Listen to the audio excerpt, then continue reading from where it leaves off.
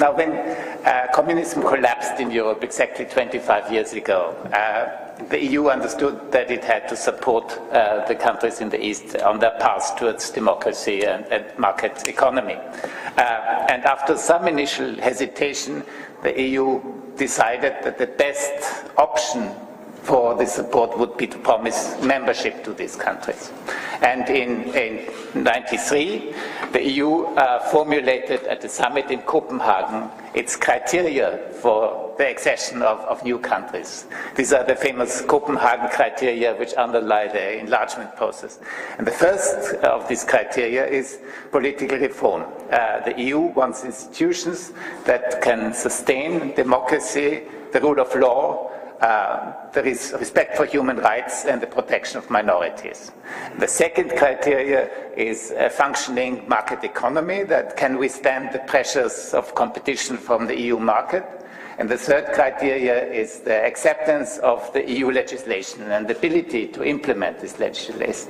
And this first criteria, the political criteria, has a special character because it's in a way it's front-loaded, because the EU decided that it would only start negotiations with new countries if the first criteria, democracy, rule of law, is already fulfilled. So it's a different character from the others, because negotiations can last for 10 years, and market economy and the ability to take the legislation on board can come later, but the political criteria has to be fulfilled at the beginning of the accession negotiations. The first time this was applied was already in 1997, when the EU started negotiations with a number of Central and Eastern European countries, but left Slovakia behind, because it was concerned about the authoritarian tendency of Mr. Mejia and decided to not to start negotiations with Slovakia. 1 year later, and that was not a coincidence, Mr. Mejia was gone, Slovakia started negotiations and then joined together with the others.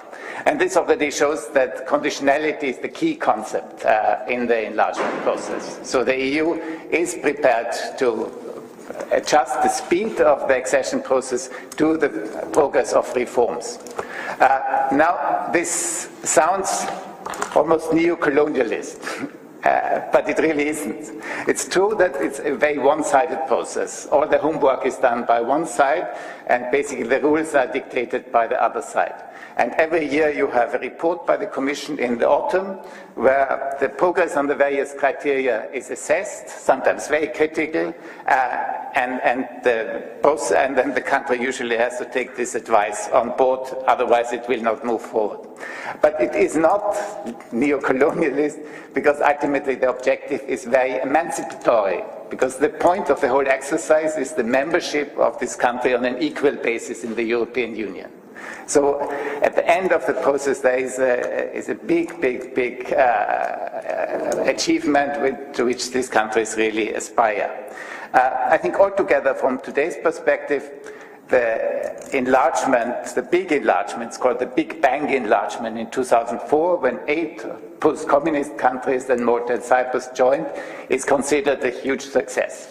And I think with a lot of justification. If you look at world history, it hardly ever happened that the big empire, like the Soviet Empire, fell apart without serious bloodshed, lots of conflicts, and lots of suffering of people. In this case, the change, the transition, was managed very peacefully, and in the end, altogether very successfully. I think there were 3 main factors that made it a big success. The first factor is that the carrot of membership is a very serious carrot. It's the promise of being part of the richest and, in a way, most stable club of nations in Europe was a very serious promise, which, of course, motivated a great deal of effort on the other side. The second reason for this success is that many of these countries had actually quite solid state structures. This had been captured by one-party rule for over 40 years, but the underlying institutional structures were quite capable.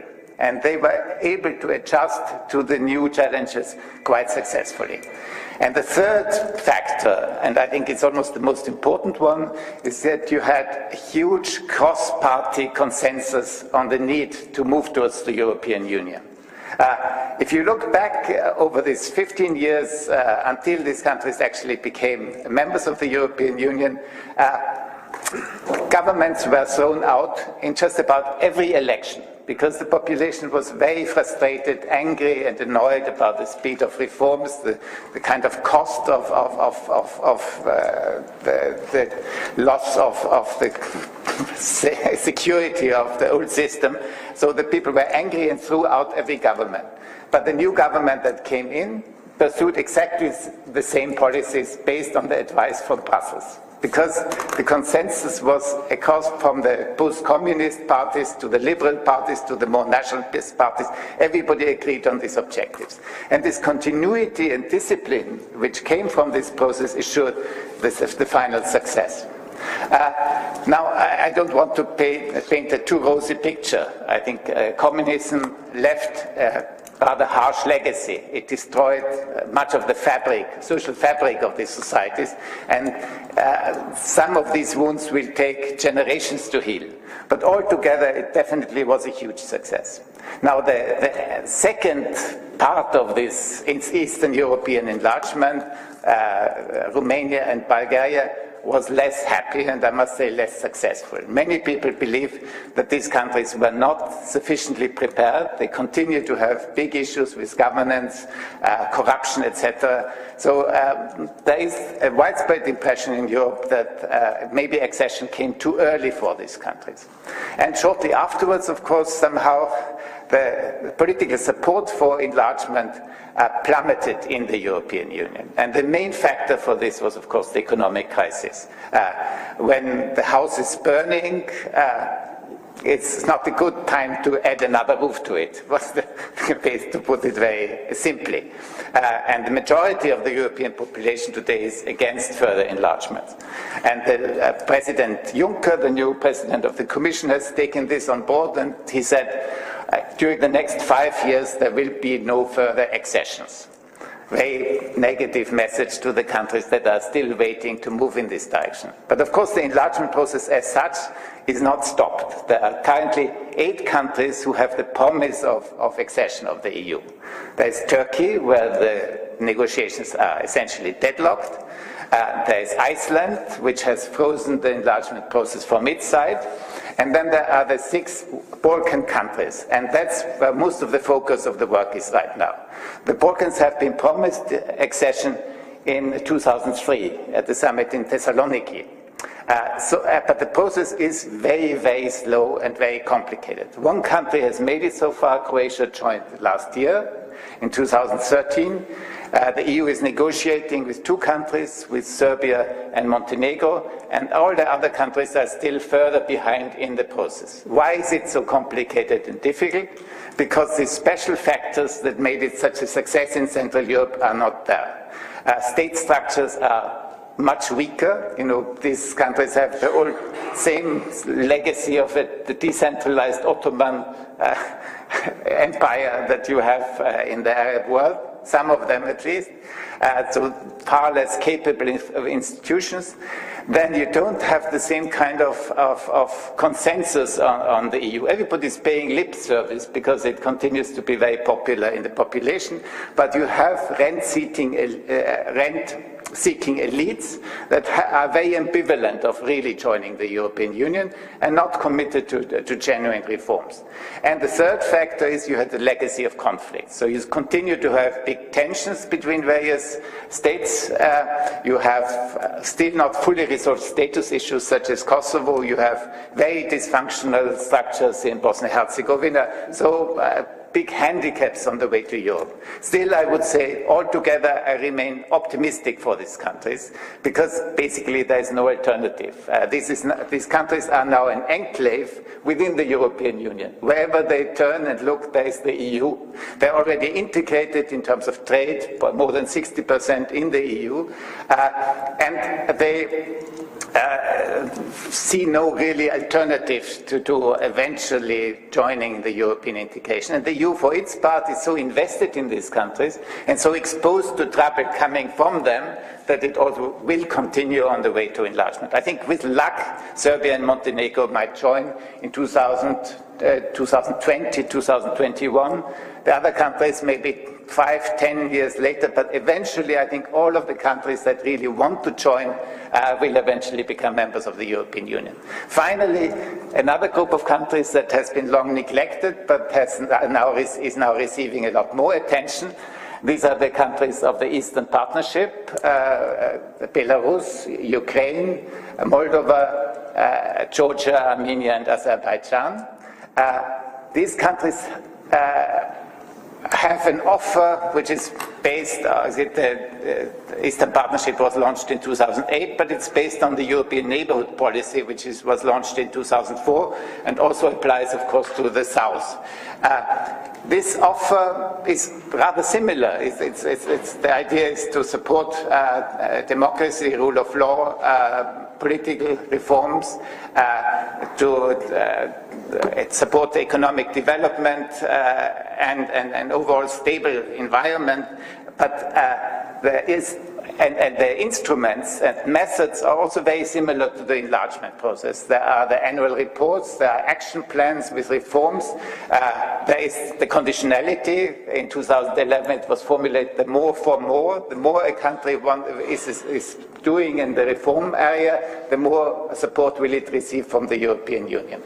I think altogether this policy has not been hugely successful. There are two big different factors that are making it very complicated. The one is, it is a diluted form of enlargement, basically. The chief carrot membership is lacking, and therefore the motivation of actually doing painful reforms is not there to the same extent. This is the first factor, and the second factor is Russia, basically.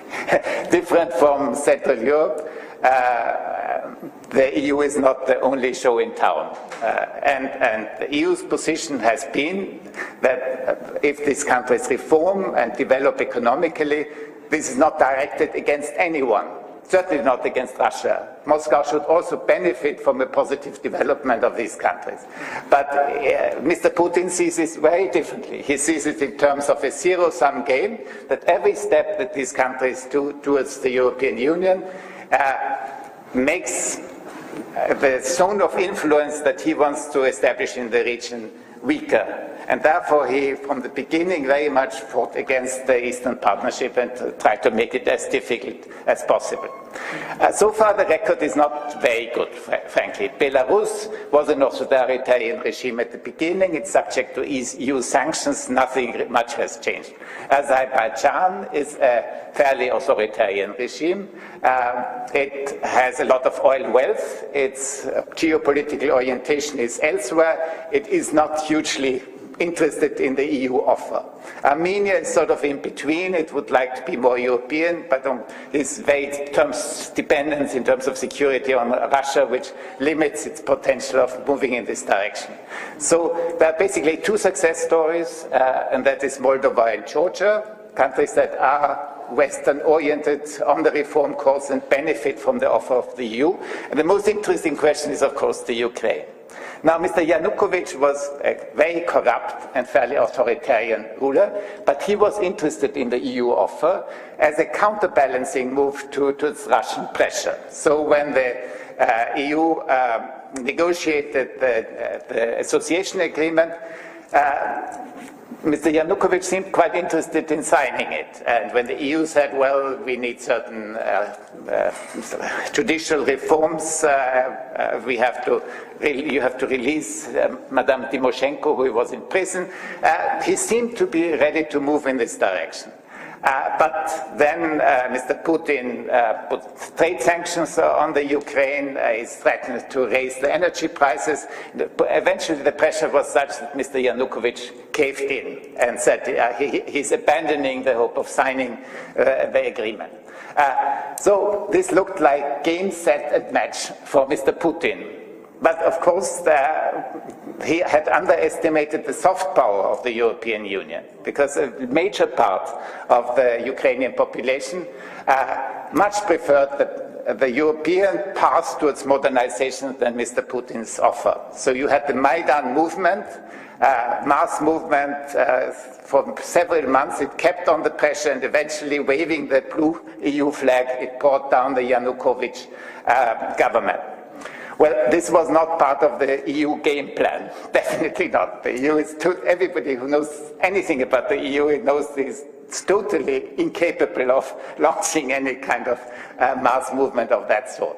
But what has looked like a huge disaster for the European Union has turned now into a huge disaster for Vladimir Putin. And he was prompted into counter-escalating by taking over the Crimea and by invading and supporting the rebels in eastern Ukraine.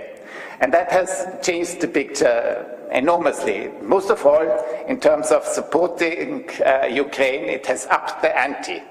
This is now taking place in the context of a geopolitical struggle between the EU and Russia, which the EU cannot really afford to lose. So I think so far the EU has responded rather impressively in terms of massive economic assistance, more than 11 billion to the Ukraine, in terms of unilateral trade concessions, in terms of putting together sanctions against Russia to deter further aggression. And also it has taken a much more hands-on approach in supporting political reforms. There is now the support group of the Commission that has large teams working with the various ministries in Kiev, trying to put together a reform agenda. There is, since a few days, there is also a rule of law mission from the member states in Kiev to advise on security sector reform. So altogether this engagement is fairly impressive, but the question is that is it sufficient? Because Mr. Putin will not give up quickly, the pressure will continue. Some people say he cares a lot more about losing Ukraine than the EU cares about gaining it. So the question is, does the EU have sort of the sustaining the power to continue to keep its focus and to do what is necessary to make this a success? And that also applies to Moldova and Georgia, which are also under quite severe Russian pressure. Finally, just a few words on what this all means for the Arab countries. I think the real success story, the membership building, basically, member state building process of enlargement is not applicable, because Morocco has applied for membership in the European Union, but the European Union has said no. The treaty said only European countries can become EU members. So membership is not really an option. So what is on offer to the Arab states is very similar to what is on offer on the Eastern Partnership countries. That means and this incentive, you talked about the market access, financial support and mobility. These are the right topics, but these are topics as issues on which the EU is not prepared to offer a great deal. In terms of, the fear of migration is huge. The readiness to make big trade concessions on Mediterranean agriculture is not really there either. And in terms of financial support, also there are players like Qatar and Saudi Arabia who have a lot more money to really deploy on this issue. So I think basically if you talk to officials in Brussels, they would say it has worked reasonably well with Tunisia.